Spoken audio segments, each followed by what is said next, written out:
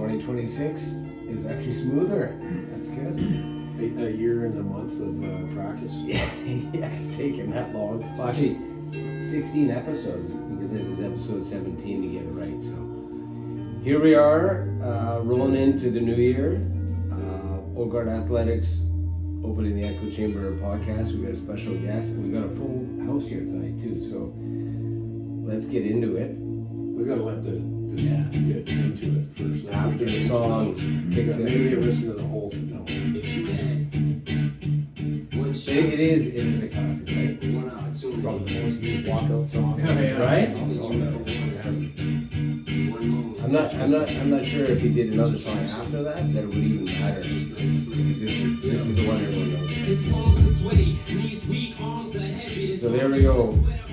And we'll get some background as to why this is the kind of kickoff song for us. But yeah, let's just do a quick roll call. We've got around the table, for those that can't see, Mike Nederhoff, Troy Scheer, Jay Beavis, and our special guest for episode 17, Jason Cain, and Jon Somers. And we do have John Murphy in the mix, but he's still on hiatus and he'll be back eventually. So here we are, and it's going to be an exciting, kind of cool, interesting conversation for all kinds of reasons. But I think we usually get this thing started by, when we play the song that kicks this episode off, we ask the guest, Jason, why you picked the song, what does it mean to you, and then we just kind of go from there. Sure. So welcome, and what are your thoughts on it? You're on the spot. It's just like that, boom. So circa 2010 for me. So I was,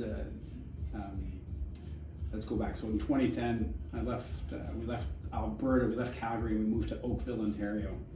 And at that time, I had just started to dabble in CrossFit, and I was living in Oakville, tried a bunch of different gyms, and I finally found a really good gym that actually the owner of that gym was the current Canadian champion in CrossFit for Canada East, Jason Bird. And it was the first gym that I went to where, like, the vibe was incredible, and people were crushing me in workouts. So I'm like, all right, that's my gym, because if I want to get better, I want to go to a gym where everybody was already better than me. Yes. Without sounding too cocky, it was hard to find in a lot of the gyms that I went to. I was always better than most of the people there, and I had just started CrossFit.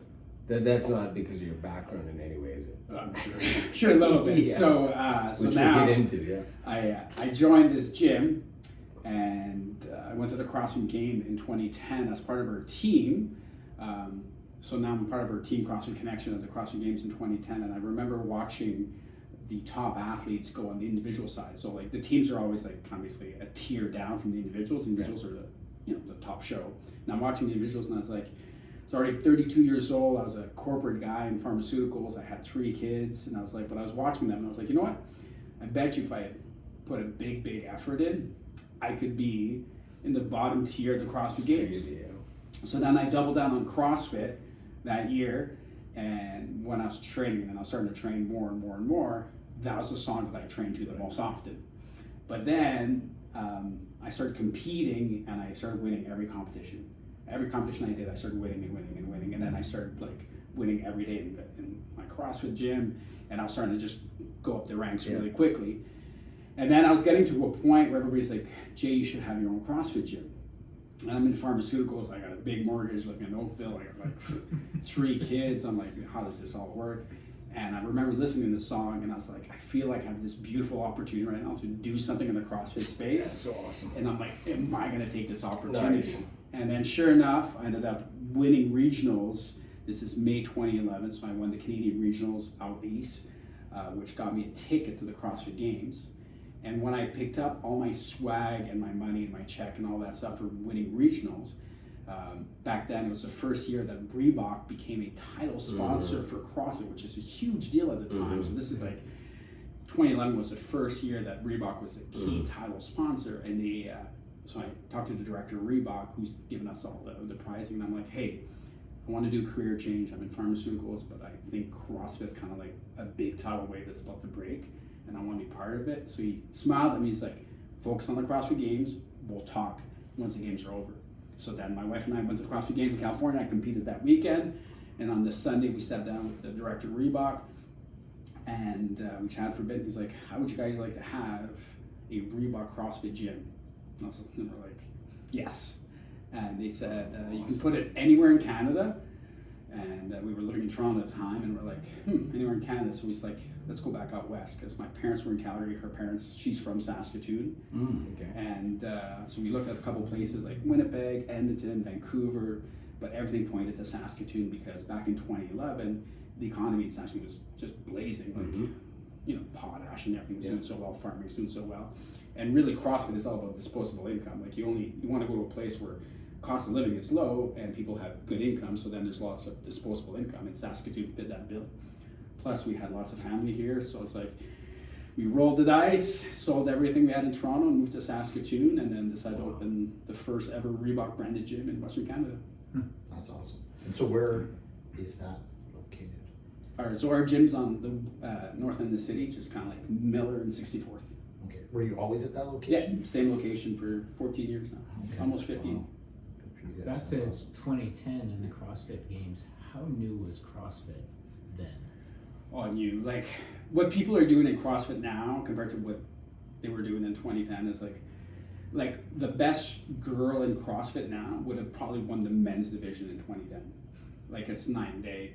But it was so cool and exciting because CrossFit was growing by leaps and bounds every year, and it was just a different way to look at training, and they made it really exciting with the whole concept. Like, we're not just going to work out, we're going to try and work out against each other. You know, kind of like we go biking on Thursday nights, and even though we don't say it, we do try and break people a little bit, right? Like, it's like, oh, let's see if anybody cracks on this ride, right? And it's kind of fun. CrossFit was basically the exact same concept. It's like, we're both going to do the same workout, let's see who does it faster. And then that concept created so much intensity, but because I had been like, spirit just took over. Oh man. And because I was like, I came from like I was a college wrestler, and then I did all this adventure racing. So I was really fit, and I didn't really like just going to the gym. I like to compete, and I like to play sports. And when I found CrossFit, I'm like, this is perfect. This is exactly what I've always wanted. Like, we're gonna work out, but we're gonna like try and win at the same time. Yeah. And it made it really fun. So did you know, like you were in CrossFit roughly back then? Like, what must have looked Dabbling a bit, right? Yeah. So kind of go back to that in a second, but like the ranch, right? The original ranch where the CrossFit activities were. Did you ever go there? No. So the first 2 years, That's in I think Wisconsin, 07, 08, 09, it was held at the ranch. Yeah. And then in 2010 was the first time they went to it was in Carson, California, at the Home Depot Center. Right. It was the Home Depot Center in 2010, which was the first time, and that's when I went there as part of a team. And then the following year, I doubled down, trained really hard, made it as an individual in 2011, back at the Home Depot Center. So in Carson, California. Wow. Back to you opening the first Reebok branded gym in Western Canada. What did that guy say when you told him you were going to open it in Saskatoon? I don't think he knew where it was. I mean, he was American. He was from Boston.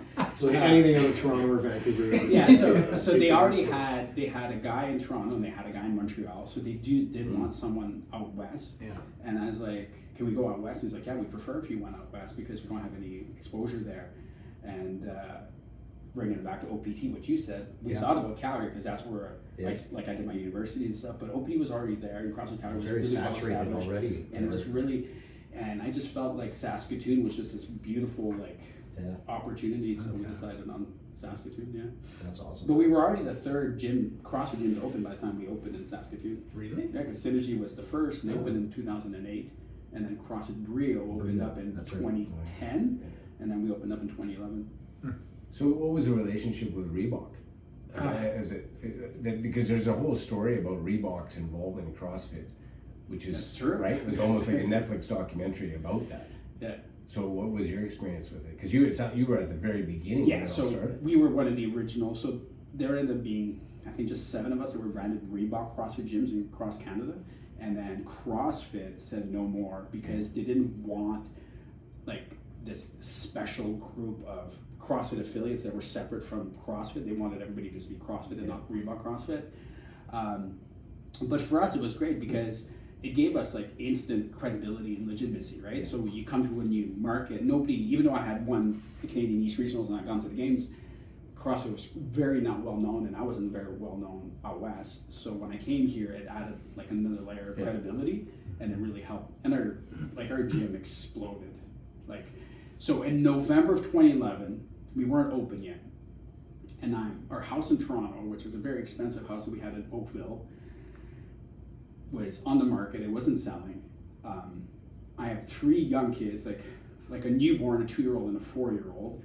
All girls. All girls, and I'm at my in-laws, and they're letting us stay there until we sell our house because like all the equity's tied into our house, which we need for the gym and to buy a place here. And every day we're spending money to build the gym, and every day my kids need food, and every day like money's going out fast, and there's no money coming in. And it was November 2011, and day was done. I was sitting on the couch. No, I was laying down on the couch with my in-laws in the basement. And I remember having this huge panic attack because so I have a degree in finance. That was my degree in university, and I worked in commercial banking. And then I started running the numbers in my head about my burn rate and how long I had before I had to declare bankruptcy. 18 months. I had an 18-month window at the rate we were burning cash based on what my lease and everything was coming. I had 18 months before that was it. And I had 3 daughters, and I was hooked. And like talk about that Eminem song, I'm thinking, is this gonna work? And then we opened December 1st. My very first client was the landlord's wife. And it was almost like a pity membership because the landlord wanted to make sure I was gonna be able to pay him. So he got his wife to join, and she brought her son. Beautiful couple, and they were my first 2 members at 7 a.m. And I was happy, I was a kid in a little candy shop. I was like, okay, I have 2 members. 7 a.m. My next class was 10 a.m. No one. Then I had a noon class. No one. Then I had a 4 p.m. class that I had scheduled. No one came. This is opening day, right? Call my wife. I'm like, we have no members. I'm trying to panic. And she says to me, she's like, babe, it's day 1. We'll be fine. Completely optimistic. And then so I go upstairs and we had a little espresso machine upstairs at the gym, and I make myself an espresso. And I'm Calm yourself down. Yeah, I'm trying to figure this out here. And then I hear some rustling in the lobby, and I walk down. It's 4:30, 4:45. The lobby's packed with people. No kidding. And I'm like, we're gonna be okay. And sure enough, I had 20 people for my 5 o'clock class, and then I had 2 more for my 6 o'clock. So I think on day 1, we did 24, 26 people across all day in terms of coaching. And then it just blew up from there. And now we do 20 people by the time it's 7 a.m. Right? It's 9 day. So but it was a really cool. It was very stressful, but ended up being really cool. But this is, you sent a text to the group, I think today, talking about looking forward to the chat with another business owner. Yeah. And the same, Jay. Well, but you guys in the fitness world.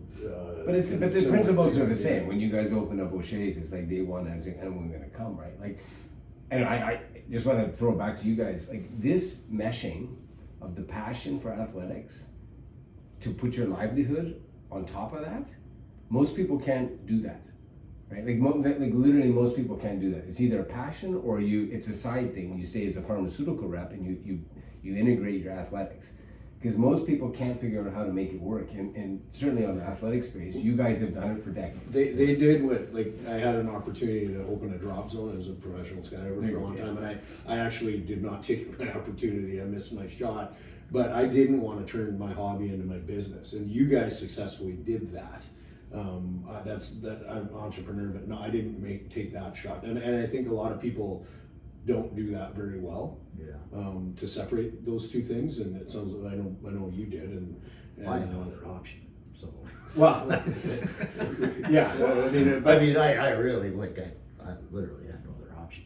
I was a 2nd generation gym rat, so it was by the time that's all I did. Yeah, that's all you knew. But I worked at a movie store for I think 3 months, and I had a paper route. And then cheers. And then all I did was teach. And then at one point in time, I was just I think I've got to decide to pick a career here. I've graduated. Some of my friends are traveling. Most of my friends have gone to school, or they've got jobs already where they've been with the company all through high school, and it's just and I was like, okay, what am I gonna do? And that's when I was starting to look at police. I was looking at doing possibly the RCMP and the city police, because I knew lots of people in that. They were all like, yes, do this, you do this.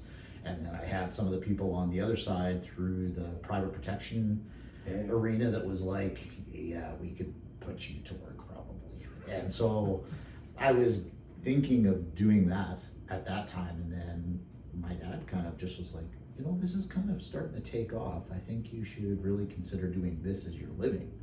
Because by that time, I was already teaching a good majority of the classes, I would say, if not, 70% of the classes. And he was almost kind of weaning himself out at that point in time. And then I was just like, well, if I'm going to do it, I have to be doing it a little bit more proactive than what I am right now, because right now it's like child slave labor. So your dad handed the reins of the legacy of Scheer's martial arts over to you.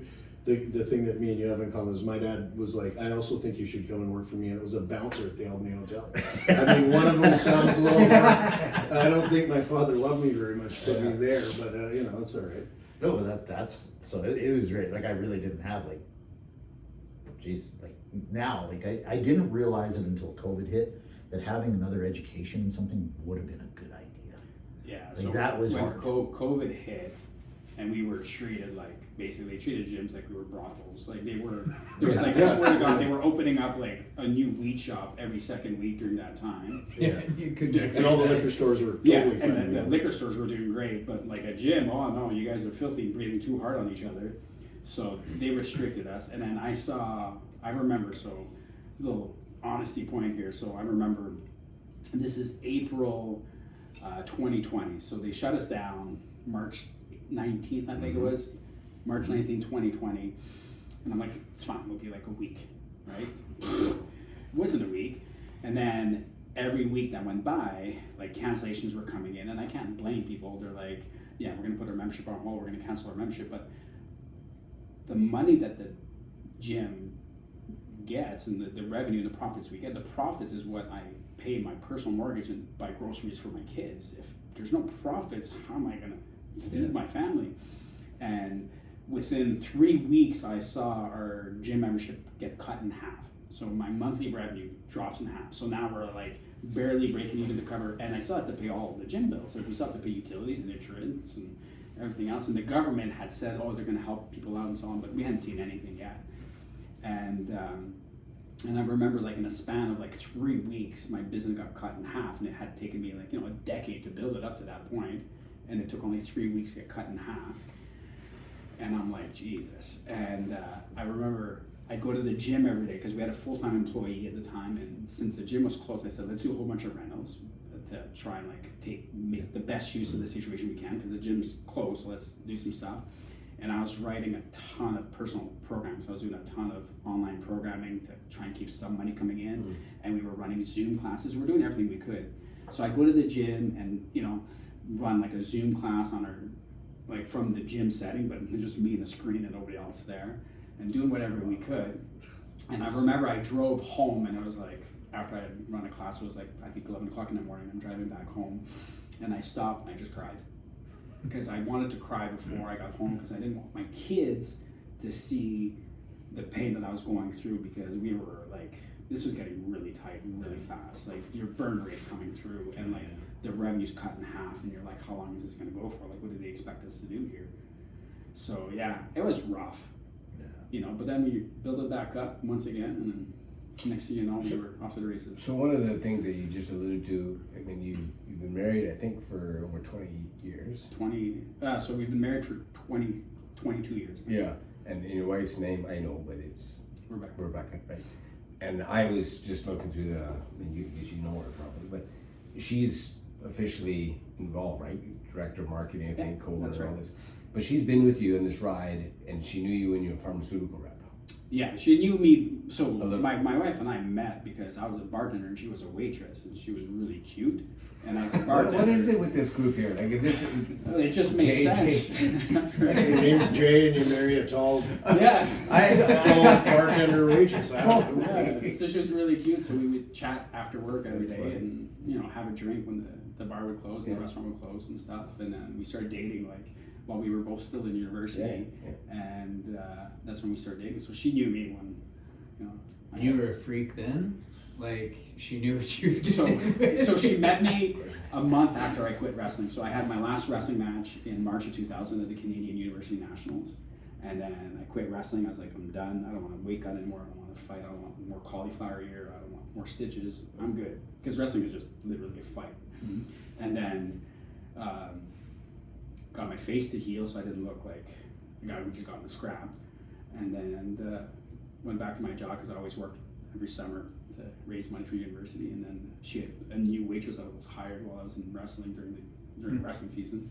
So now it's like April and we start chatting and we start dating. She, because from I think the profile I've seen, she's obviously got a background in athletics as well. Yeah, so there's a connection there. Yeah, so she was very athletic throughout high school. She played, like, she went to Holy Cross and she was on the volleyball team and all that stuff. And then she's been, involved in sports her whole life and stuff. So it's a good match. So you get the alignment, but then the other one is like to be aligned and make it through as a couple with all, But to be fair though, like, so she, like, and I owe a lot to her because my dad was like a corporate guy for 30 years with CP Rail. And he was completely risk averse. Her dad, they own Ralph's Confectionery. So if you guys have been around Saskatoon, you might have known Ralph's Confectionery. So Ralph is my father-in-law. So that's her dad. Wow. So she's like, no, entrepreneurship works. Like, you can totally make it work. It'll work. It's crazy, right? So then, like, Rebecca convinced me. She's like, we can totally make this CrossFit thing work. Like, we can run a business. So it's like, and she had that faith because she saw her mom and her dad work through it successfully, and they had like 7 Ralph's Confectioners before they sold out to Max's, right? So she believed that we could do it, and I'm like, okay, let's try it. But I mean, you guys too, like, I mean, entrepreneurial parents, like. Yeah, go for it. Like, but my dad had some failures too. Yeah, but that's part of it. Don't get yourself totally, but he was like, you should go for it, just plan. Yeah. I mean, so you bring it to fast forward to today. So Rebecca's involved, you're doing your thing, and then now on the posts and stuff, you've got like daughter athletes in there too. Yeah. Are they all in there, or? So I have 3 daughters. Yeah. My oldest one lives in Vancouver. She's pursuing a professional dance career. Oh wow. And my youngest one's at Holy Cross, and she's in grade 10 and trying to stay on honor roll with high distinction, which is like a 95% average or higher. Total And my middle one is at U of S and trying to get into med school, and at the same time she's now trying to make a national team for weightlifting. So she was always in show jumping with horses.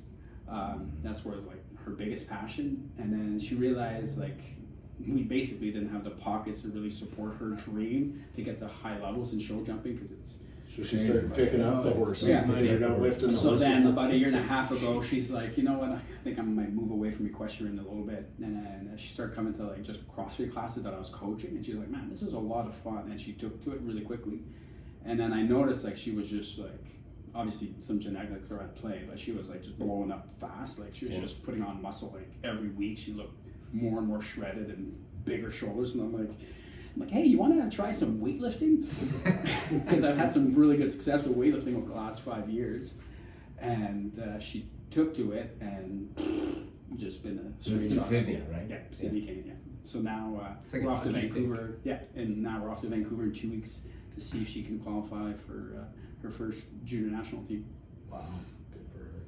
Throw around some numbers that she's lifting right now. Yeah, so right now, like, so this week alone, It's she hang cleaned 105 kilos, which is 231 pounds. So just for the layperson, hang clean is what? Yeah, so just from like shoulder, from hip height to shoulder. So you're holding the bar. Yeah, and then she jumped it to her shoulders, 231 pounds. So she's a 70 kilo, 18-year-old girl, and she hang cleaned. 155 pounds.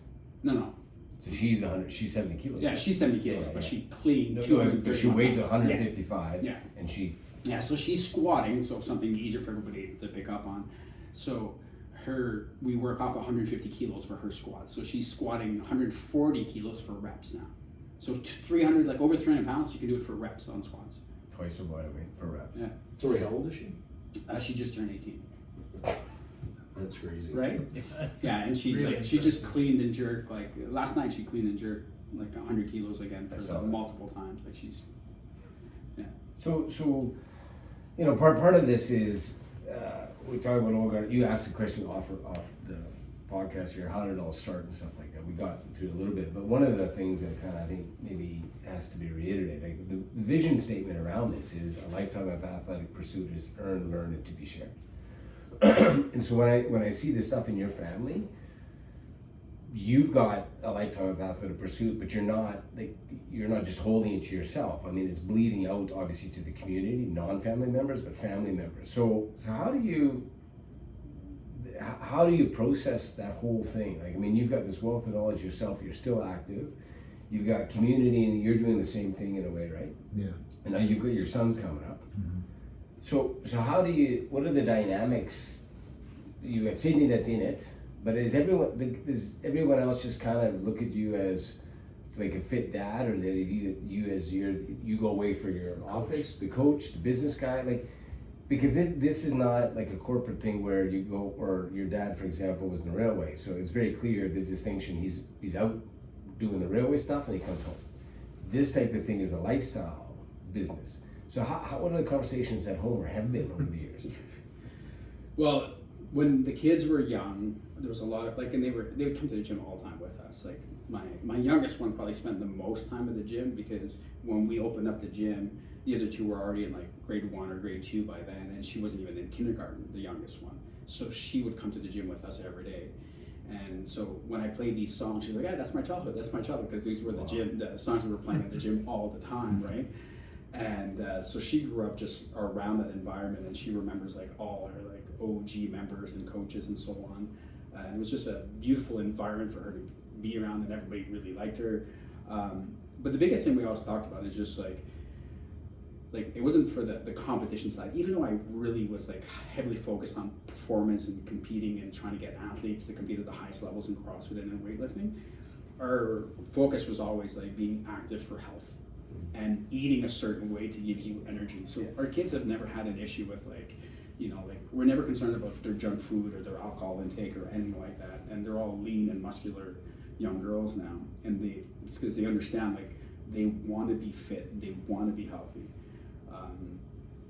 So that was kind of like the start. And now the conversation is all about weightlifting at home all the time, because I've been named to Team Canada now 4 times as a coach. So I've traveled to India, Fiji, Ecuador, and Cuba over the last 2 years to compete internationally or coach internationally. And now my daughter wants to follow that same kind of trend. She's like, "Oh, I want to go travel the world with you as well." So I'm like, "Well, this is the numbers you need if you want to make the team." So she's training really hard, and we're constantly talking about weightlifting right now, which is really fun and exciting because we're sharing this beautiful passion we both have for lifting heavy things really quickly. What's been the biggest change since you kind of got into that sport versus now? How much has it evolved, and what have been the main kind of levers around that? I think initially, like CrossFit, it kind of introduced like a new way of training, but personally, I think it was unsustainable. It had to go through a lot of evolutions to find out, through trial and error, what actually works and what doesn't. And to be fair, Greg Glassman, the founder of CrossFit, believed that as well. He believed that this should be a working model of things that he saw worked, and it should be constantly evolving. And that's what I've seen. It's evolved so much. So we do a lot more actually from my time at the Bike Doctor, I did a lot of spin classes with Bike Doctor, and I like how they structured it where 1 day's VO2 max, 1 day's threshold, 1 day's just long enduro rides. And I incorporated that on the CrossFit side as well, where we have dedicated VO2 max days and dedicated threshold days and dedicated, strength days and so on. And that sort of building of the program and understanding the athletic development and understanding that building a CrossFit athlete should not be entirely different than building any other athlete. We just have to understand how do we use CrossFit style movements, if you will, or functional movements at that point to really build the athlete in the safest possible way. Because I think CrossFit had a pretty bad rap early on around people getting hurt. So I think the biggest concern that we had with CrossFit early on is that there was no, it's like anything when it's exploding really fast and it's growing really fast, there was no checks and balances, a weekend certification. I came from a lifetime of coaching. I won my first provincial title in judo in 1986. So I've been competing in sports since 1986. So by the time I opened up a CrossFit gym in 2011, I was a college wrestler. I had competed in sports so much that I knew what quality coaching should look like, how you should deliver a class, right? Yeah. But some people just thought CrossFit was fun. They opened up their own gym, and they either had no business acumen or no sporting background at a high level to really coach it. And even though they want to do no harm, you don't know what you don't know. So there was a lot more, you know, gyms that had like not the same quality of coaching opening up all over the place, right? To be fair, I think Saskatoon was a bit of a gold mine for CrossFit gyms. And across all of Canada, I don't think you've seen a place that had as many high quality CrossFit gyms, and kudos to the owners of those CrossFit gyms that we have in Saskatoon. They actually did a really good job. This is interesting because when I was with Muscle Milk, I used to travel across Canada, and you know, you'd go to do a class at all these different types of gyms and sample product, that sort of thing. And I got to have exposure to all these different boxes across Canada. And I think your point is so bang on about some are great coaches, some are great business people, and some are just clueless on both type of thing. And you can see it in the classes, the way they coach people. And that probably was a contributor for the bad rap that the sport got early on, because people are trying to lift too much too quickly with terrible form, and it just Everyone wants to be the 1%ers. yeah. And I They think don't realize that that's a Because it is a competition. Every time I went to a new box, you were like, all right, you're looking at the wall and seeing what the times were, and you're. But what I think is competing against interesting that. too is, like, initially when, you know, these CrossFit gyms open, like, I think some people thought of them as like money making opportunities, versus I saw it as like, this is what I want to do. And like, I had worked in commercial banking, and then I worked in pharmaceuticals, and I had done the corporate world, and I was like, there's got to be a better way. Like, there's got to be a better way to live than like the corporate nonsense. And you know, I wanted to be a dedicated, passionate coach, and I wanted to keep learning and try and do right by my clients. And a lot of people, like, you know, they just hire a lot of part-time coaches, they own it, and they just fill with part-time coaches that aren't as invested as, you know, your full-time owners that are running the bulk of the classes. And culture across any corporation, organization, whether it's sport or corporate, is all top-down driven. So it all comes down to who is, you know, running the ship at the top, and that culture comes down. So if you have like a really high focus on quality coaching and ensuring that people are doing movements that are appropriate for them, and scaling people or adjusting their movement loading and skill every day to a level that's appropriate, then you can keep the injury rates very low. Were you still competing when you opened the gym? Yes. How did you balance, so I guess you're passionate into your business, how did you balance your personal needs of training and that sort of thing with running this business and coaching everybody else? Yeah, it got really hard. Like, honestly, like I realize now, like, so by the time we opened, I was 33, and I had a few more years at a very high level that I was able to keep up. And I trained really hard, but I would train in a smaller and smaller window all the time. And honestly, I was just starting to burn out more than anything, because it's really hard to put everything in your business and then everything in your training, and then making sure that your family unit is still strong. Well, and with kids that young, that's a huge challenge on top of it. So it got really hard, and then I had a couple more years where I pushed a lot into training, and then my best year, so I think it was 2015, so now I'm turning 37 years old, and I got really high in powerlifting, in weightlifting, and in CrossFit. So that year, I was able to qualify for the super regionals in CrossFit, which is like the Western United States plus Western Canada was one region. So it was like Oregon and Washington and North Dakota, South Dakota, plus all of Western Canada. That was one region. I qualified for that.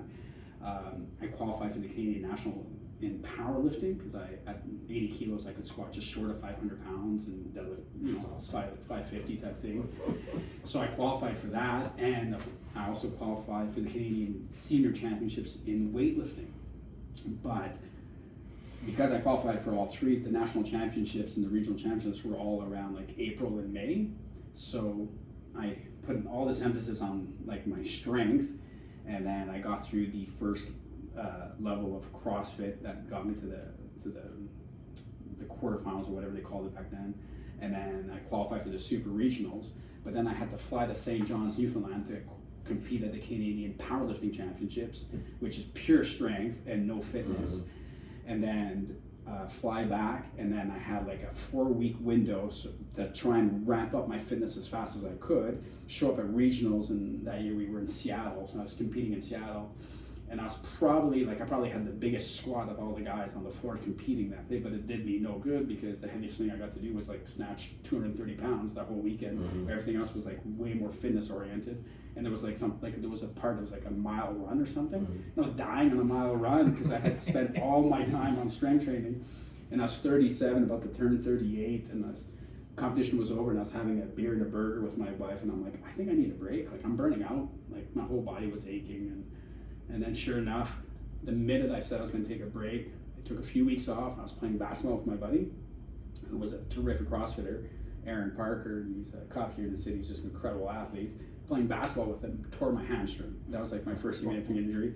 Rehab from that, and then I tore my shoulder like a few months later, and that's like basically like my body was telling me like, I think we've done enough for a bit, so I had to kind of take a step back for a couple of years and focus on Funny just how you running never the got business. hurt doing CrossFit and you do it playing pickup Yeah. basketball. And I don't pick up basketball and tear my hand. But I think just my body was just like at threshold of like put too much loading, too much volume to it, and didn't allow for enough It's recovery. like timeout.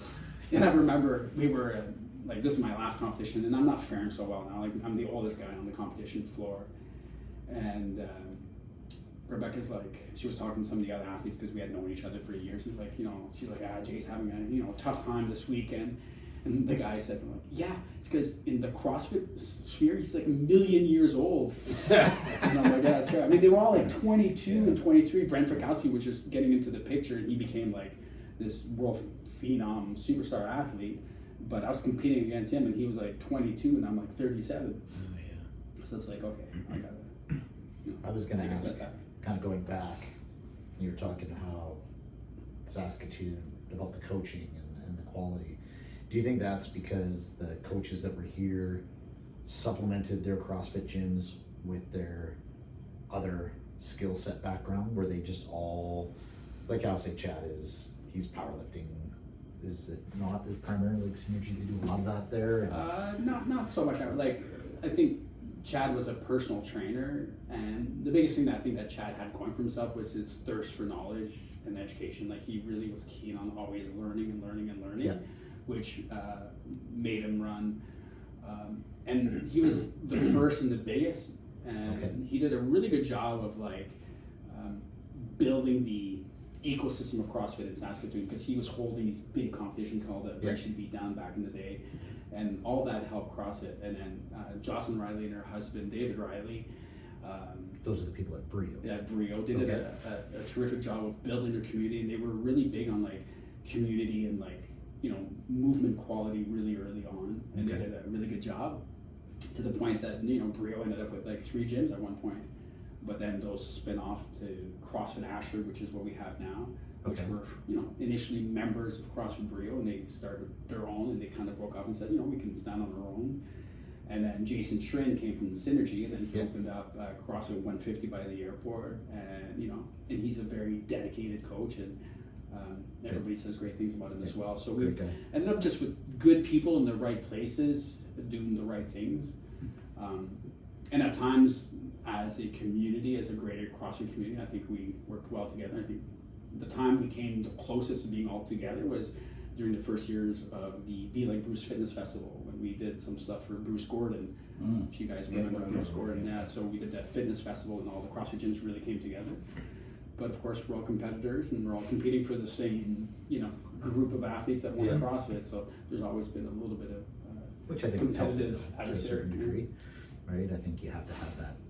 There's got to be some competition, otherwise there's nothing to drive you to want to go and improve or do better on what you're doing. Right? I've said that many times, that the quality of the other CrossFit gyms have ensured that we stayed offering a top quality product, because it's very easy to pick somebody else in the city. So what's happened now? Because I know there's now been a big shift now with what's Hilux is the new kind of catch that is kind of now competing with CrossFit, or trying to scoop the athletes or the 1%ers from the CrossFit gyms. Yeah, so because of their marketing or their competition format? Is it quite a bit different? Like, yeah, so High Rocks has done a really good job of like expanding their appeal and their marketing. But ultimately, what High Rocks is simply like it's like a Spartan race. It's like one specific event. gotcha. And it's a really cool thing to do. But I think it's kind of like a marathon or a Spartan. It's like once you've done one or two or a Tough Mudder, once you've done it once or twice, or you have to kind of redo it and do it again. Because the coolest part about CrossFit is that it's constantly varied. So we're constantly exposing you to a different stimulus every day. Versus High Rocks is very specific. It's like you run a kilometer, then you do a kilometer road, then you run a kilometer, then you do a kilometer ski, then you run a kilometer, and then you do 100 feet of burpee broad jumps. Okay. Then you run a kilometer. It's Very a very formatted specific, then. and it doesn't change. The format stays the same, which is good in some sense, and some people will flock to that. But ultimately, I think like anything else, it's not going to take over CrossFit, because CrossFit is just a perfect way to train for High Rocks. If you just skew a little bit more into the running side. But all the movements they do in High Rocks are the same movements that we apply, on a weekly basis in CrossFit as well. Okay, so that part I wasn't too sure about, but after you just explaining that would make it to some degree, because like I think CrossFit, because I like watching those documentaries that they have on and stuff like that, but it seems like those high-end athletes that are in that upper echelon, they all have their specialty and they have their, whereas they could kind of, in a sense, I'll use the term, dumb down their level to go with a very generic format. But with the CrossFit Games, from what it looks like, it's like, they'll talk about certain guys and say, well, this guy's a beast. When it gets to this portion of, he's going to climb in the rankings just because he's maybe an exceptional runner, or like a long. Well, Strongman was like that a little bit too, when they figured out which events were going to be in the thing, and then some of the guys were like, this is going to be a good one for me. Other people are like, this is going to be shit. But what they're I imagine finding- it would be similar when you find out what the stuff is. So what's happening with High Rocks now that it's been like, it's already part of mainstream almost, and more and more people are doing it. They're finding that the athletes are kind of looking a certain way. Same thing with, like at some point when enough people get exposed and there's enough money at play, there's a genetic variance that happens where like the ideal CrossFit athlete looks a certain way and the ideal High Rocks athlete looks a certain way. Okay. And you're going to see a lot more where like the top CrossFit athletes can play in High Rocks, but they won't be able to win compared to, and vice versa as well, because a professional level CrossFit athlete tends to be now like almost 200 pounds and sits at like 5'9", versus a High Rocks will be sitting at like 5'11" and like 175 pounds. Right, because the CrossFit, the bulk of the events are a lot more high-powered events, versus High Rocks is like you're going for an hour straight, and the top athletes are coming at like 54 minutes or something like that in High Rocks. So are they constantly evolving the CrossFit workouts? Like I know there's always they've always had like a kind of I don't know what you would call it, like a tree of different events, right? Yeah. So But the now way it it's works gotta now, be like evolving now. yeah, so it's like anything that's happening. Mike was asking like compared to 2010, what's happening in 2026, as the athletes have evolved and the training's gone so good, and everybody kind of understands what to expect. The biggest thing is like just the sheer amount of volume and loading that the athletes are expected to be able to accomplish in a short time is astronomical. Oh yeah. Kind of like, look at swimming, for example, right? Like how fast were athletes swimming the 100-meter butterfly 40 years ago versus now, and they keep shaving seconds off, and they keep shaving seconds off. On CrossFit, it's not so much about shaving time, but they just increase like the loading where the athletes do. So the World Fitness Project just hosted their World Championships in Copenhagen 3 weeks ago, and the top athletes were snatching 150 kilos. So they're snatching 330 pounds, the top two guys. In 2009, 2008 at the CrossFit Games, one guy snatched 225, and that was mind-blowing back then. And now they're snatching 335. Like the girls are now snatching 225.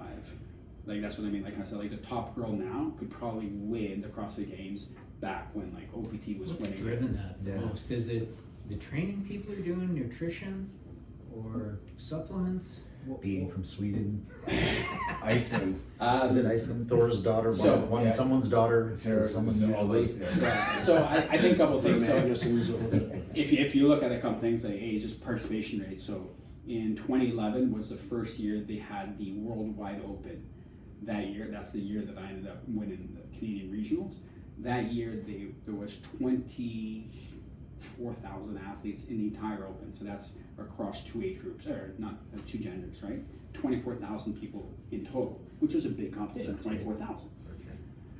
I think in their best year, which was about 4 years ago in CrossFit, they had like 350,000 people registered for the Open. So just look at that pool of athletes coming through. So if you're looking for like the 0.1%, well, if you're picking 350,000, that 0.1% now, they're all super freaks. Yeah. Right? And then add in like years and years of better training and stuff. And now the athletes, like a professional CrossFitter, can earn, you know, somewhere between 100,000 to, you know, $1 million a year by winning in different CrossFit competitions throughout the calendar year. There's multiple competitions, like whether it's Waterpalooza or both Fitness Project or the CrossFit Games. There's lots of different opportunities to, you know, make money throughout the year. And like a good top 10 CrossFitter in the world now can easily make $200,000 US. On the purse? Yeah, just on purses, like across, like just. So you get endorsement deals. Yeah, and then you get all your endorsements on top of that, right? There was 2 creators of CrossFit, right? Because isn't the guy that does Jim Jones, wasn't he a part of the whole CrossFit? So the original designer of CrossFit is Greg Glassman. Okay. And Greg Glassman and his wife were the owners of CrossFit, and then they got divorced at some point about 10 years ago, and then she took her share and moved on. And Greg Glassman kind of ran it until COVID, and then some incidents came out during COVID, and then It's controversial. Yeah, so there's a lot of controversy that came out during COVID around CrossFit. He said things that were taken not well across the community, and a lot of people started removing their affiliates from CrossFit, and then he ended up selling to Eric Rosa, who was like in charge of it, and he was like a big IT guy or software guy who had a pile of money, who loved CrossFit, bought it, and that looked really promising. But he was only around for like a year, and then they had like 2 more CEOs come in since then. And now in the last 5 years, like it's been 5 years since they've been owned by like a private equity company. They're up for sale again. Okay. So yeah, so CrossFit's been up for sale for since March, I think. So then is it Glassman that went off and branched off and did Jim Jones? I don't know the name. You're not familiar with that? I haven't heard that either. There, he was brought in because he did all the 300 movie. He does all these big epic movies. They brought him in, and that was whole thing that he was tied to the training was tied to the CrossFit. And I watched a couple documentaries on him, but he was using CrossFit protocols with those athletes to get them prepared to do the movie 300, to do all these. That I remember. I remember like the movie 300, But watching it, his which I thought was a really cool branding movie. for that was called Jim Jones, is what it's called. And I just was curious if Yeah, but I don't think he ever had like an equity stake. I don't in know. If, CrossFit. okay. But yeah, so Greg Glassman had it, and apparently he sold it for $200 million, which is pretty cool for like basically like an online company that he built. Absolutely. You talked about the competition going from 24,000-ish to 350,000. What about membership over time? Like when CrossFit was new, did it peak and then kind of level out? Did your gym line up with the So trend? when the biggest, I think the worldwide peak for CrossFit in terms of total affiliates was around 15,000 total CrossFit affiliates worldwide, which peaked, I believe, in 2017 or 2018. COVID took a big chunk of affiliates with them. Like a lot of people did not survive. Like, you know, they always said like a high tide rises all boats. Well, COVID was a low tide. So if anybody wasn't like, if you didn't have like good quality margins, if you didn't have like financial assets in the right places, if you didn't have a lot of like security around your gym, you did not make it through COVID. So I think they lost a big chunk, and then it started to rebuild. And just last couple of years, because the leadership keeps talking about potential changing, and there's a lot of like talking in the everywhere, it's had a lot of struggle for growth. Plus they've doubled their fees as well. Yeah, they doubled their fees, I think it was 2 years ago.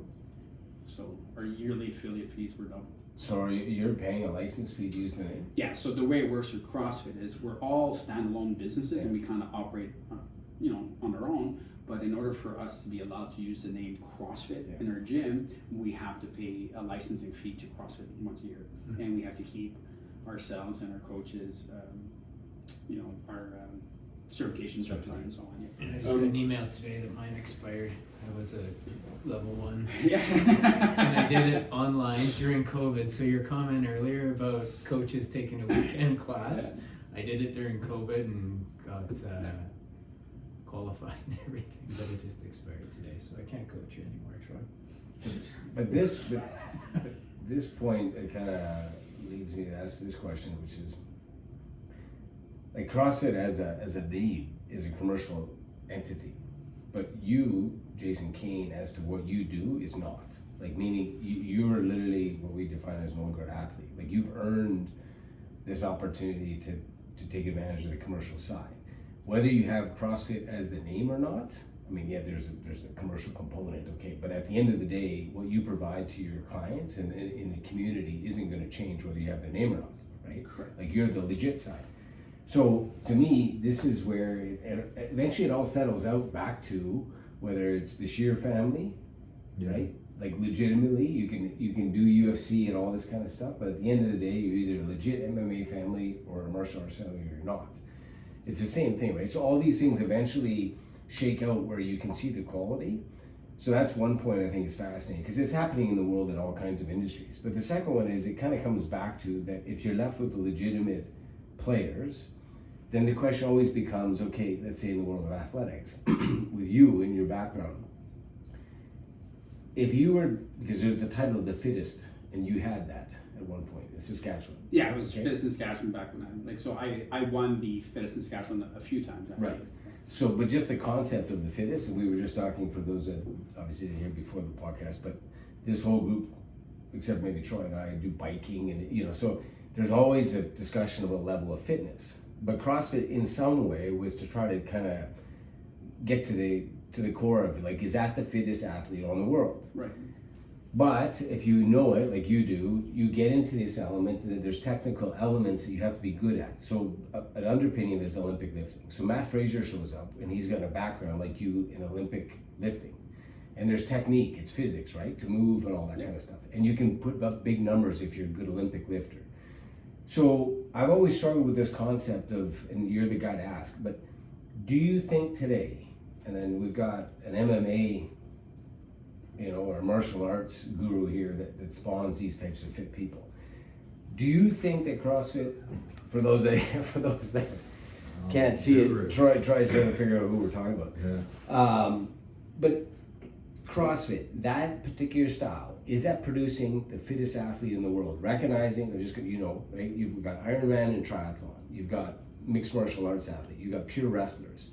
You've got the guys that run around in the budgie hammocks on the beach in Australia and South Africa, right? The lifesavers. They're all 6'3", paddle, right? Like, they're just monsters.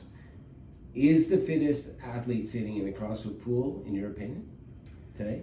Well, I think ultimately the question you have to answer is, what is your definition of fitness? And that's what CrossFit tried to do. It's like, what is fitness? And they said it's, someone that has capacity across broad time and modal domains. So i.e. is, the endurance athlete, the Ironman athlete, can they lift a barbell? Yeah. Can your weightlifter do an Ironman? Yeah. Right? So CrossFit was like, we don't want a weightlifter that can't run, and we don't want a marathon runner that can't lift. We want both. We want somewhere in the middle. Yeah. Because the definition of CrossFit use is like, can you do things that apply broadly across multiple things? So can I go biking on Thursday nights and hang out with the Fast and Furious from the bike detours? Can I go swim on Sunday with the triathlon group? Yeah. Can I go weightlifting with the top guys in Saskatchewan? Can I do a powerlifting competition? Yeah. Can I do all these things? And to me, that broadness gives you a really well definition of fitness. So do I think that our top CrossFitters in the world are some of the fittest people in the world? Absolutely. Because they're constantly being asked to do so many different things. They have to swim, they have to run, they have to bike, they lift incredible loads. Like the top CrossFitters, Tia Toomey who's going for like a 10 world champion, she tried out, or she was going to try out for the bobsled team. Yeah. And she went to the Olympics for weightlifting. Yeah. Like, you're going to the Olympics for weightlifting, and that's not even your sport. Yeah. And then she won a high rocks competition. So she's running and doing all these things, and like that's brand new because she's so well versed across so many things. You know, and nothing against like an Olympic athlete in any sport is incredibly fit, but are they well versed and can they do multiple different things, right? So is it, sorry, go ahead. I appreciate that definition because I know when to parallel with MMA a little bit, the fans of powerlifting, in the case of CrossFit, the fans of powerlifting, like the fans of boxing and kickboxing, are going to look at CrossFit and say, well, yeah, sure, they have good endurance, but they're not strong like the strongest in the world. They make this is bullshit arguments, in my opinion. Having done MMA or whatever, and then they'll say, yeah, the MMA is terrible stand up with terrible jiu-jitsu, and CrossFit is not very good strength with not very good endurance. If you're the endurance guy, say, well, you guys can't do Ironman, which I'm sure there's always a thing, like there's some phenomenal jiu-jitsu, but I remember the argument in MMA, they just say this is the worst of both worlds, instead of, well, this is a new sport that's putting it all together, which is you having to define what does that mean to answer your question is so important, because people are going to pick that stuff apart based on what their preferences are. I look at it, and I look at those athletes. In my opinion, I think, hands down, like those CrossFit athletes are the most well-rounded and whatever. They're the most diverse that you could be. Now, if you were gonna say combat terms is different, like you could say, which type of athlete is gonna be the hardest to kill? Like seriously, like if you're like, who's going to be the hardest to kill? Is it going to be the wrestler? Is it going to be the, or is it going to be that The Navy SEAL guy that has that? Do you know what I mean? Yeah, So it's a different. This is great. There's like two different categories as far as I'm concerned. There's If I overlap, had to but there's just say, different. if you want to be the most well-rounded athlete that can do the most things, then I would say, from what I've seen, there's not like, I mean, look at the women. Like, I mean, I think I look at the So I'll tell you, you're hard to kill with CrossFit. So I was hired on. Are you familiar with JTF? Like JTF2?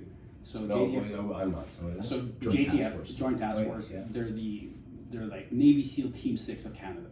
So Okay. the highest level of military operatives in Canada are called JTF2. Okay. I've There's had no JTF one.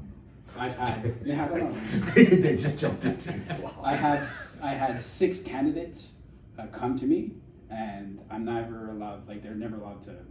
Like I'm never allowed to advertise about it or so on. But I've had 6 candidates come to me and ask me to train them so they could pass JTF2 selections, which is one of the most Hell really Week or whatever it is, exactly. yeah. Like, but even worse. Like it's like.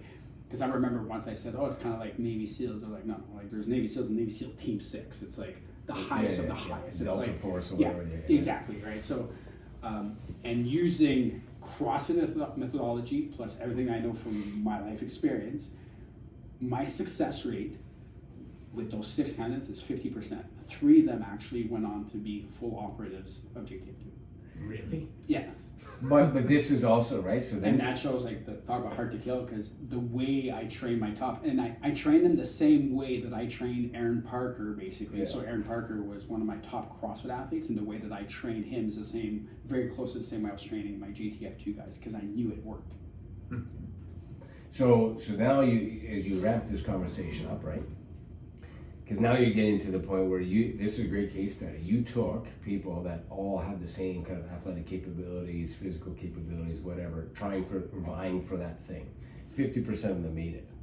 So that means they're all at the same level of fitness, skill set, whatever, right? But only 50% made it. Means that mentally now, that's the part that kicks in. So then you get into like the David Goggins discussions and all these guys that come from that space. And they say they see guys that are trained, fit, all that, but the mental fortitude part, like, and you're a wrestler background, so we talk about this all the time, right? Like wrestlers are like cockroaches. Can't kill it. Can't kill them, right? I mean, you can do this over and over again, but it's like, oh, they're moving around. Like it's a bananas thing. So when you think of like, I think in the world of CrossFit. So when we talk about the fittest person, when Matt Fraser was just reigning champ, I know the whole Froning and all these things, but I'm a fan of CrossFit, so I followed that whole period quite closely. I think Matt Fraser, in the history of the world, may be hands down the fittest person, broadly speaking. That's a very valid It's a debatable point, right? But and he was talented for all kinds of reasons, but what I think separated him was mentally, he had some sort of switch, which he was constantly calculating, and so he was saving, he was planning, he was like, it wasn't emotional, it was just cool, calculated. His training for the year was like monk-like, you know, we pick your sports, whatever, right? I mean, he would be like the Dorian Yates of CrossFit. He'd sit there in his room in his house and he'd roll the fucking phone and watch TV and recover all day, right? Like he would train in his basement, right? He was literally like in the dungeon, just like some of these people do. But it was a mental thing, and so you kind of go back to, like, you can give people all the training and everything like that. Maybe they sit in the CrossFit world, maybe they sit in the MMA world, like George St. Pierre or something like that.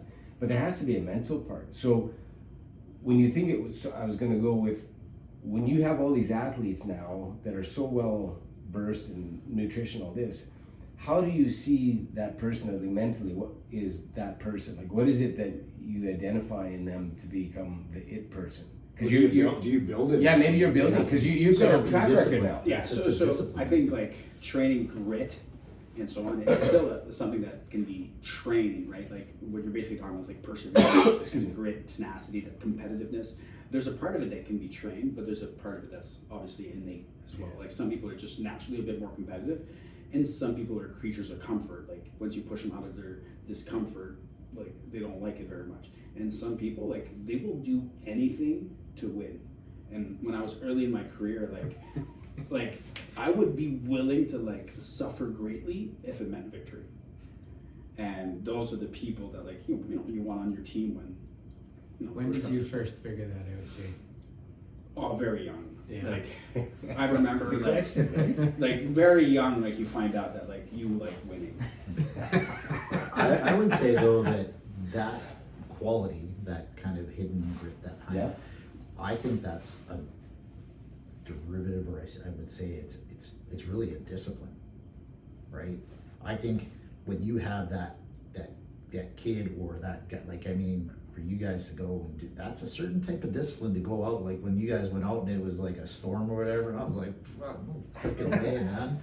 Like I wouldn't have that discipline to do that. Like, but I have a different type of focus on different things, right? Yeah. But I think it's once those people that seem to excel have their own kind of personal discipline that drives them. That it's just like, no, I'm not gonna take a second step back. I'm not gonna give up that easy. Like I am focused way too much on doing all these steps to make it. You know. But you may not have heard Troy's episode or the conversations with him. But, you know, it's kind of like you. And I mean, this whole table is for all you guys. But he literally was a pioneer before the UFC. So it's funny, you were around when the Reebok and all that was just coming up. He was around when mixed martial arts was just becoming commercialized. And he was pioneering in a van or whatever the fuck he was doing. Who'd you get your blue belt from? It's Like he was driving around. He was literally driving around trying to find these gyms and going in there, right? Yeah. And not taking a step backward for whatever reason, because it was your passion. So like, but it's back to this point, like to Mike's question, you woke up, I think, born like that, no? And maybe your dad, like... No, like I said, like I stated before that I always felt that I think I was the kind of the klutz and stuff. Like I think it was over time I developed that discipline. So I would put myself more in the category of a person that learned and developed and harnessed it through my training over time. And then, whereas like you were saying, sometimes you just have, like, I would say my youngest son, like he does not like I look at him and go, man, I wish I was like that. Like lose, like, oh man, he'll just go sit in the corner and brew if something happens. And when I was younger, I'd be like, well, I lost again. Oh well, okay. Next time. But you didn't quit. I didn't quit, but I had no choice not to quit. So that was a discipline that I had. I think you're not. That I was No, surrounded by. you're He's not giving himself enough No, credit. you address this because he's not addressing it. Well, I competed with you Yeah. growing up. Not when there was an age difference, so we were in different categories just by size, and you were ahead of me 2 or 3 belts. And so. looks like. Mostly those. Yeah, mostly. But no, you like. Yeah. You were at the school every day. You could have been the kid of the owner that sat around and fucked the dog, and you didn't. And like, man, I've seen your ability to watch other people and learn from it and understand it better than those of us. Like I was just saying, when we were in Thailand and Troy's sitting there, and I was disappointed because we're both like quite fit guys. In 2010, it was I'm in 2 hours a day, twice a day, and he's sitting there, and I'm like, what the hell's going on? Why are you sitting there? Yeah, well, we get home and he teaches almost like better than the coaches we had. He watched what the whole room was doing and took this and took that and took this. And you were doing that at the school with not just your dad, but the Dwayne Stewarts and the Al Levels and stuff that were a bit ahead of us when you're young. And you didn't have to do any of that shit. So I don't think you're giving yourself enough credit. I get but I know you're that, forced but into I it. see But that though. There's like, but I agree with Jason saying like it's just like some people have that. Like I mean, I would say that. You pick a passion and then it's just like we're getting messages on our phone. Oh, I just did this. I'm like, I didn't do it I didn't want to necessarily beat other people.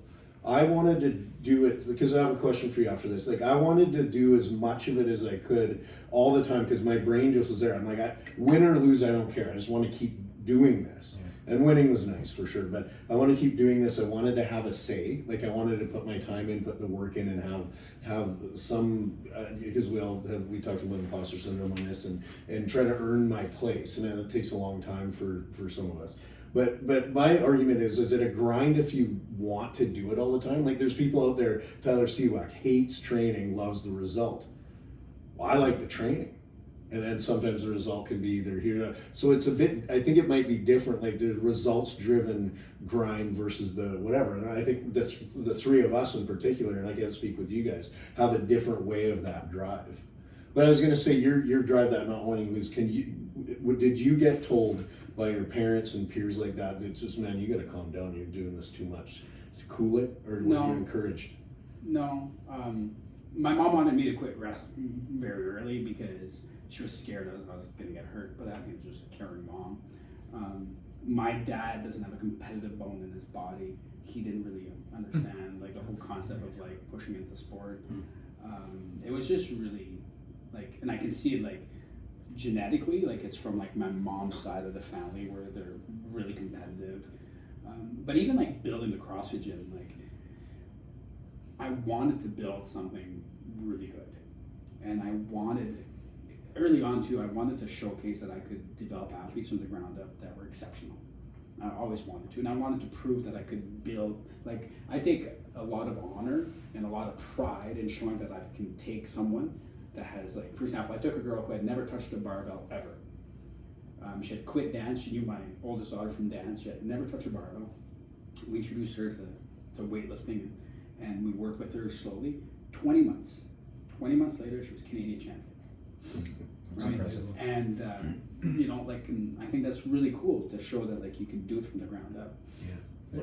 What motivates you most? And I hear you and Troy both talk, and you're both amazing teachers now. You can watch people and pick up on improper technique right away. I've seen you do this too in the gym, and you guys have taken your competitive spirit and your passion, and now you're turning that into coaching. And this is why I think you're such great fits for Old Guard, is because you're taking and passing this all down to the next generation. So what motivates you now, Jay?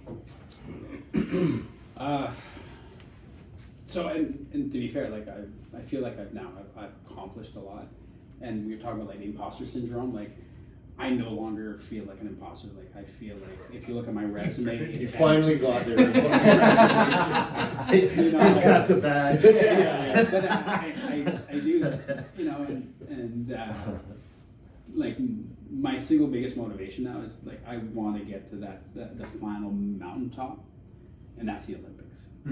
I want to be able to show that I've developed an athlete from the ground up, like not someone that I just inherited that was already at a high level, but someone that I take from the ground up and get all the way to the Olympics. So that's the holy grail, right? Yeah, because like now that I've developed athletes that have competed at the CrossFit Games, I've developed athletes that won the Canadian Junior Championships. I've developed athletes that have competed and medaled internationally now.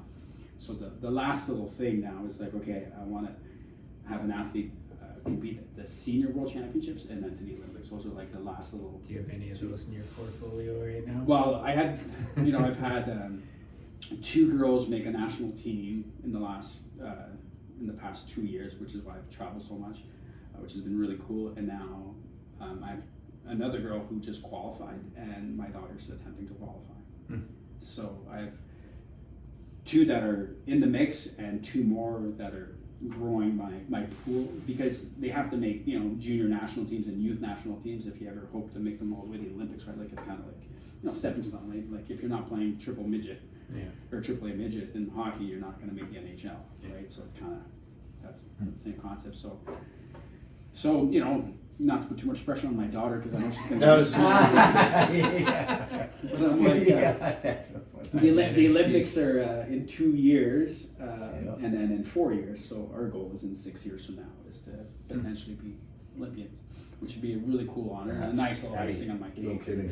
And be like, I coached at the Olympics. We'd be like, all right. Yeah. So how is she?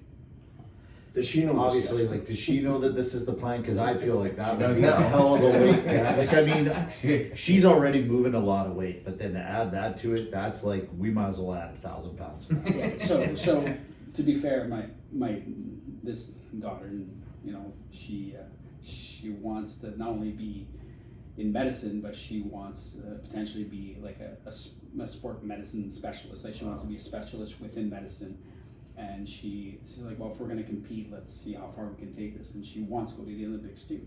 Now, of course, like wanting things is one thing, but she puts in the work every single day, and she's like improving by leaps and bounds, and she's doing great in university. So she said something to me the other day. She's like, time's going to pass regardless of what you do, so you might as well put your time doing something that's There was nothing that profound that came out of my mouth at 18 years old or 19. Yes, my goodness. But you guys must have a good rapport with each other, because I mean that's the one thing I find. As much as I didn't have that competitive spark when I was younger, I think it developed over time by quite a bit, and I find that the hardest thing. Like, How much did your dad have to do that? Because he's coaching. You're coaching your kids. well, my dad just had to keep telling me. Coached My dad just had to keep talking around me about how amazing my sister was. That was And she probably- was a good fighter. Yeah, but that was all that I guess I needed. 'Cause that's all I heard was how she was the fighter and I was kind of the kata guy. And I was like, kata guy? I hate kata. I don't know. That was like a paper I don't champion. mean That to was see like anybody's- like him turning the knife.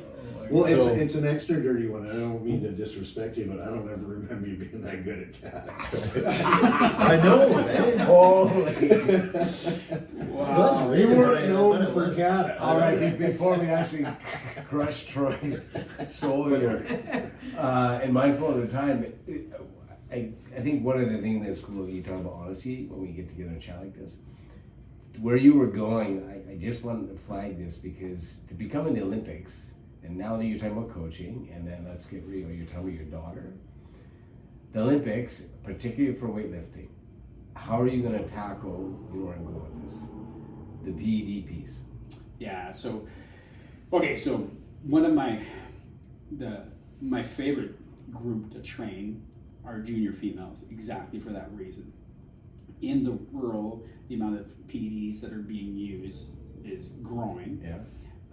At the senior men level, like there's a lot of countries in Canada, like the testing pool is quite rigorous, and they test us all the time. So there's a good chance you're competing against drug-free athletes in Canada, once you go internationally in a lot of those countries, it's a concern. Yeah. But it's lesser concern with junior females because even in those countries where they might not be, they might not see such a downside to using PEDs, they do agree that on a junior female, because of their development, their hormonal levels, it could be a bigger concern. Yeah. So I like working with junior females because internationally, you have a better chance of having a fair fight. I wondered because you look at your whole program and you tend to have some, I would say support specific, but that seems to be a bit of a focus, right? Yeah, so all like the 4 Canadian champions that I've had over the last 5 years have all been females, and the 5th one might potentially be my daughter this year. But yeah, they're all females, but I find it's a lot more of a fair fight internationally. Now, because of that, I do believe that medaling at the Olympics, for my daughter, and again, this is like 6 years down the road, right? So we're talking about 6 years down the road. Medaling at the Olympics is potentially not even in the cards because there's some countries like North Korea, their country was banned from weightlifting because they had so many positive tests. And then they came back this year and took all the world records. Like they decide, like the North Korean team comes in and just crushes the entire world, including China, which was like, you know, the perennial favorites in weightlifting. So because of that, you just have to acknowledge that there's potentially not a fair fight. So I said to Sydney, like, if we can be in the bottom third, third in the Olympics, I'm going to take that as a win. Oh yeah. Right? Because if you're the, you know, if you're one of the worst at the Olympics, you're still a freaking Olympian. Yeah, Like, I don't know what you think. It's like, I'm like, you know, the lowest billionaire out there. Yeah, you're still a billionaire. Yeah. So, and then you back that up a little bit to your career. I mean, everything you've done, and then obviously the CrossFit Games has a significant component of those guys and ladies that are dabbling on the fringe and all that, right? And you know, we've talked about it openly. Like particularly as you get older, this is a real thing. In terms of, does it make sense? I mean, you can go and look at guys like Joe Rogan and that whole crew, and they're openly talking about taking assistance, right? Well, that's why I want to have an athlete like Jason that goes to the enhanced games. Well, so but this is the point. But so the enhanced games, I was just reading this. The enhanced games will be May 24th in Las Vegas. So it'll be the first one, and so there are guys like Jason that can go, but predominantly they're promoting the guys that are going to be on it, right? Yeah. So what is your just thought as like an amazing athlete over 40,000 hours? That's what we talk about, right? The metrics to get in this kind of community is you have to put in the time. Like, what is your thought about that when you're looking at the athletes that you're working with, whether they're CrossFitters or the Navy SEAL equivalents or whatever? Do you have a practical conversation with people about this sometimes and say, like, look, there could be a reason to incorporate this into the protocol or not? And I'm not being critical, I'm just... I'm just trying to think. So, like, ultimately, like, in weightlifting specifically, the athletes get tested all the time. So we have to make sure everybody's clean at all times. And it's never been a concern because I tend to work, like, in the last 5 years, I started a teen program, which has led to this incredible success on my teen side. And none of my junior teen girls have ever doped or talked to me about doping or anything like that. There's never been any concern. On the CrossFit side, or even on like the GTF side, and I've worked with some like high-end like rowers and different like athletes from different sports. None of them ever come up to me with any sort of like conversations really about like should they dope or should they not, or should they use some enhancements or anything. It hasn't happened to me, like in terms of like from a coaching standpoint. You haven't had concern about outside influence on any of it on the athletes? No, I've had a lot of like athletes over the years that I know were like on some sort of piece, like either SARMs or whatever else and stuff at the gym, and they were just like rack athletes that were doing it because they wanted to for a reason or not. They weren't going anywhere in any of the sports, but they just wanted to put up a better score in the gym, I guess. Yeah. So, or like they just wanted to feel better, so they were either on testosterone or SARMs or whatever it was, but never athletes that we brought to like any sort of meaningful competition. Have I had any? Because I also rated that because I've got two sons that are turning. You never know. I never know. 24 in May and 22 now, I think. Anyway, but they're in that bracket of watching influencers and everything, and I think we've openly talked about this when we all grew up. We're about the same age. It was very hush hush. There was no internet. There was no Instagram. I mean, you had to find the guy that had the jacket. Say, like, I got some, right? Yeah. And now you can literally go onto Instagram and watch people talk 100%, right, across pretty much every sport. How good Trenbolone is for you. It's bananas. It is the descriptive nature of the protocols that they're outlining is just unreal. So as young people, they have access to it. So I think it's an interesting point because someone like you, sounds like you've never done it, and it's not a judgment, but you never have, it seems. And then you have a culture in your community, in your CrossFit gym, that's not the underpinning part of it. Do you think that the young people are like struggling with, or maybe they're inspired by the way you set this up for a lifetime of kind of drug-free, or are they kind of getting attracted to a little bit of this and they're like, I don't know, maybe I need to do this when I start training? So to be fair, with the groups that I currently work with, so we really have two groups. We have the average person, so the bulk of my members are like 35 to 45-year-old professionals. 35, okay. And a lot of them are like very, directors at their companies, or they're business owners, lawyers, and doctors, and so on. We have tons of dentists and that sort of stuff that are members at my gym, and none of them that I know of are like, would be influenced or be really into taking any sort of drugs. The only thing would be that guys at like 45 plus, where they're like, maybe I should take TRT because my body's really breaking down, or 100%. whatever, or they're going to take some peptides or something. But it's more because they're really getting old and they want to train. They want to train, and Recover. they want to recover better and so on. But they don't consult me with any of that. They're just things that they're doing for themselves, and they're doing their own research.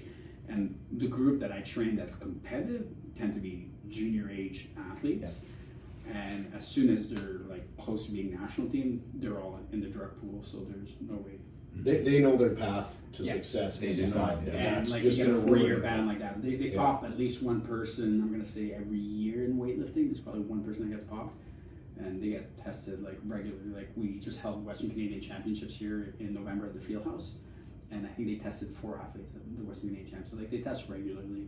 So it's too much of a roll of a dice that I would think for the junior age athletes that I train. And I'll leave it on this point, but I agree. But I also think you might be understating your influence on this as well. Meaning that we're all in the athletic world, right? And like you said before, the cultures that we create around us come from top down. So people have seen your career, they see the way you approach ethic behavior, all this. I'm not totally convinced that in the weightlifting community in Canada, everyone would be the same as Jason Cain, right? So, I mean, maybe I'm wrong, but there was a lot more like, I think it was like prior to like 1994 or something. There was the use of drugs in weightlifting was a lot more commonplace, if you will. But then like the sport went through like there was like a Watergate moment, if you will. There was a big moment when everything kind of got shut down and so on, and they lost a lot of funding, and they found out that a lot of athletes were doping, and they cleaned it all up. So I think weightlifting Canada, the way it's run now, it's I'm not saying not all coaches see it the way I do, but it's a lot cleaner than it's probably ever been in weightlifting. I don't know about I would think almost the fringe sports are probably more affected by, like, I would say bodybuilding. I would say mixed martial arts. Yeah, no, like in Canada, like when I'm coming up, like you're at these shows and you're like, oh man, like you see these guys on the regular and it's just like, okay, he got his contract, he's now going to the UFC, and then when he shows up at the UFC, he's so deflated. There's been very few Canadians that have in the past who had really successful careers because they did go in, they got there well enhanced, and then I think, and they could have done even better, but I think there's that psychological side of it too, where now I'm off. Am I going to do as good? Now I'm now into a pool where they do testing, and they second guess themselves against those other athletes, And then there's some that definitely never touch it, and they had a lot of success with it, right? I do think there's a lot of doping in CrossFit at the pro level, Yeah. especially. Yeah.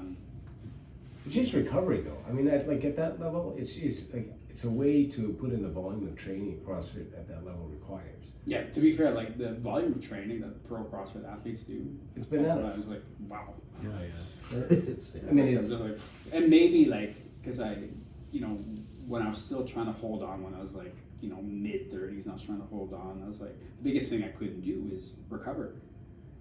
Right, and then I was like, well, maybe if I was like 22, like some of these guys are, and I'm hoping a lot of them are being able to sustain that volume because they're that young. Yeah. But the fact is, in CrossFit they pop people all the time as well. And I took an athlete to the CrossFit Games in 2022, 2023. We went, and I was watching also the Masters division just to see like who was competing and stuff, and I saw some 40-year-old females that had more muscularity than me. And I was like, hey, like 40-year-old female, more muscular? I'm like, oh, we should talk. So yeah, there's definitely, especially like, and I think, the year that I turned 40, I made a big push to try and make it back to the CrossFit Games, and that year was like one of the biggest years. It was 2018 is the biggest year ever, I think, for the CrossFit Open. There was like 350,000 people competing. In my age group and gender alone, there was like something like 28,000 guys competing in just my age group. And they only take the top 20. I finished 23rd across the entire world. 23rd out of like 28,000. I finished 23rd. So I didn't make the cut line, which was top 20. Yeah. But at the games, 3 of the guys in the top 20 got popped. Man, that's the worst. And I was like, are you fucking kidding me? Right? So and I'm like, and it's just hard because like I was in the sport for so long, and I saw guys that I used to completely I was significantly better than, and we were both like 33 years old, and now we're 40, and he's better than he was when he was 33. I'm not. I got worse because I got older. Yeah. Right? I got to 40, and I'm like, I'm trying to hold on as much as I can, but I'm still 40, and like somehow some of these guys are putting up bigger numbers, and I'm like, How stringent are they with the CrossFit Games with their drug testing? Well, the thing is a cost. It's very cost prohibitive, yeah. Right? So until they find like ways to test the masses easily and accurately, it's very cost prohibitive. And then every athlete's allowed an appeal. So if they get tested, they're allowed an appeal. So they only test like a very small sample at any games, and a lot of it too. Like athletes are getting really smart, so they know the half-life of all these drugs that they're on. And if they know there's a potential for them to get tested Thursday to Sunday, they'll make sure that they take their last dose or whatever they're on early enough so like it's undetectable by the time they get to the place on Sunday. Which is why sometimes I find it really funny. You'll see athletes dominate Friday and Saturday, and by the time they get to Sunday, they're like a different athlete altogether. And my first thought always is like, looks like their drugs are wearing off. Yeah. But again, it's all hearsay until you get everybody's innocent until proven guilty, right? Jay, I just wanted to ask you a question before we kind of wrap up here about, obviously a lot of books and literature lately on health span, longevity, not just living longer, but living better. Are you seeing a big shift in older clientele coming into the gym? Yeah, so the coolest thing that I've seen of late is the willingness to do strength work. Because people now understand. Yeah, so like Peter Tia has really been very influential in this space, and I think it's helped me as well because I've always been so performance based.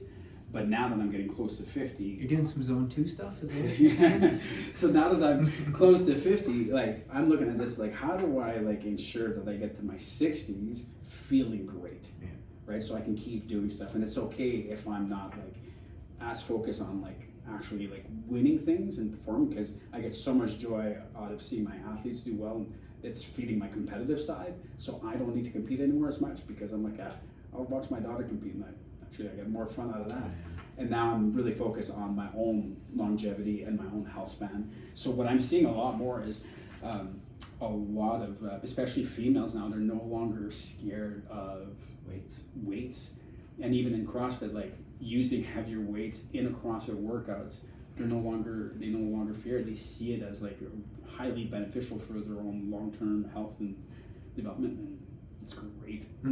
So on that point, because we always have a rudimentary wrap up here on the time constraint, with just a few seconds left, you know, the feedback we get is guests like yourself and others, just the introduction is amazing for people and they want more depth. So we hope you come back for sure, because there's just so many streams to get into and you just started a conversation there. But anyway, as we wrap up, just want to say cheers. Thanks for coming out, Jason. It's been awesome. It was my pleasure, gentlemen. Very cool. Okay, until next time.